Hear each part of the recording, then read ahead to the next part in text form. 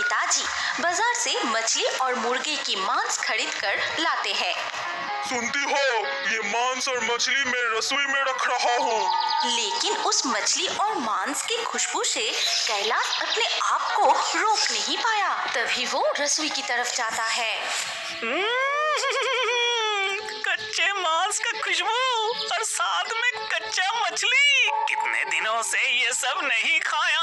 सासू माँ, ये सब पकाने से पहले ही मैं थोड़ा चख लेता हूँ। फिर वो अपने असली ब्रह्मदैत्य के रूप में आ जाता है और सारे कच्चे मांस और मछली खाने लगा। तभी गौरी रसोई के बाहर खड़े सब कुछ खिड़की से देख लेता है। मेरे साथ ये क्या अनर्थ हो गया?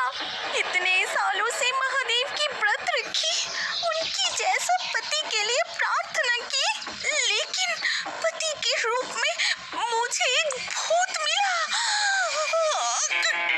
ये सब कुछ देख गौरी को दिल की दौड़ा पड़ गई और वो मर गई। तभी ब्रह्मदत्त अपनी इंसान पत्नी के पास आके कहता है, ये क्या?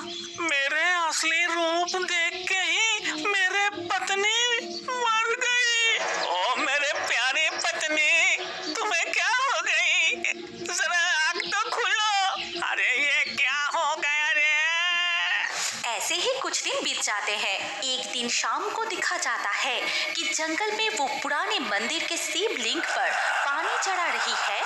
मैं इतने दिनों से तुम्हारी पूजा की, सच्चे मन से प्रार्थना की, हर दिन फूल फल बेल के पत्ते चढ़ाई, लेकिन आप एक भूत के साथ मेरी शादी करवा दी और उसका असली भूतिया चेहरा देख के तो मैं मर ही गई। इस बार मैं नहीं मानूंगी, मुझे आप जैसा पति चाहिए ही चाहिए। आप देंगे ना? इस बार भी ब्रह्मदैत्य बाहर खड़े उसकी सारी बात सुन रहा था और ये सब कुछ सुन के उसे एक शरारती बुद्धि सूझी। साथ ही साथ वो इस बार महादेव का रूप धारण करता है। फिर मैं तुम्हारी साधना से संतुष्ट हूँ, इसीलिए मैं तुमसे शादी करने के लिए स्वयं आया हूँ।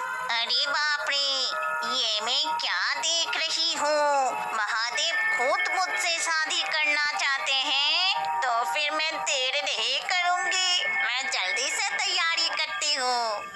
तुरंत चुड़ैल ने शादी की सारी इंतजाम कर ली और शादी के मंडप में भी बैठ जाती है। तभी चुड़ैल की ऐसी हरकतें माता पार्वती स्वर्ग में बैठी देख रही थी। अरे ये मैं क्या देख रही हूँ?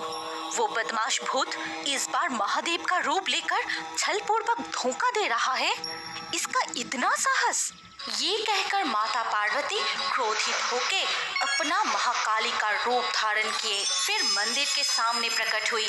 बदमाश भूत, स्वर्ग से मैं तेरी सारी शरारती हरकतें देख चुकी हूँ। तेरी इतनी साहस कि तू महादेव का रूप लेकर छल करता है। आज मैं तेरे धड़ से सर कट के अलग कर दूंगी। हे माता, मुझे छोड़ दो।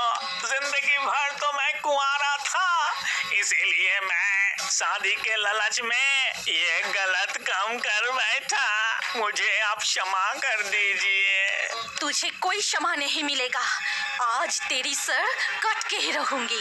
महाकाली की क्रोध देखकर शिव की बेशधारी ब्रह्मदैत्य भागने लगा और महाकाली भी अपना अस्त्र लिए उसका पीछा करने लगी। फिर अचानक ब्रह्मदैत्य फिसल के गिरते ही वो अपने असली रूप में आ जाता है और तभी महाकाली अपनी अस्त्र उठाए उसका सर जैसे ही धड़ से अलग करने जाती है, ठीक उसी वक्त महादेव वहां प्रकट हुए और वो चुड़ैल भी वहां आ जाती है। शांत हो जा पार्वती, उसे माफ कर दो। जीवित काल में गौरी लालच लालच में आके सोच विचार ना करके गलत आदमी से शादी करके अन्याय किया था और बार बार छल करके ब्रह्मदैत्य ने घोर अन्याय किया। इसीलिए अब दोनों को ही सजा भुगतना पड़ेगा और साजा है कि चुड़ैल और ब्रह्मदैत्य को शादी करके घर बसाना पड़ेगा। महादेव के आदेश अनुसार ब्रह्मदैत्य ने चुड़ैल से विवाह कर लिया। तब माता पार्वती महादेव के साथ स्वर्ग में वापस चली गई। शादी के बाद ब्रह्मदैत्य और चुड़ैल खुशी खुशी रहने लगे।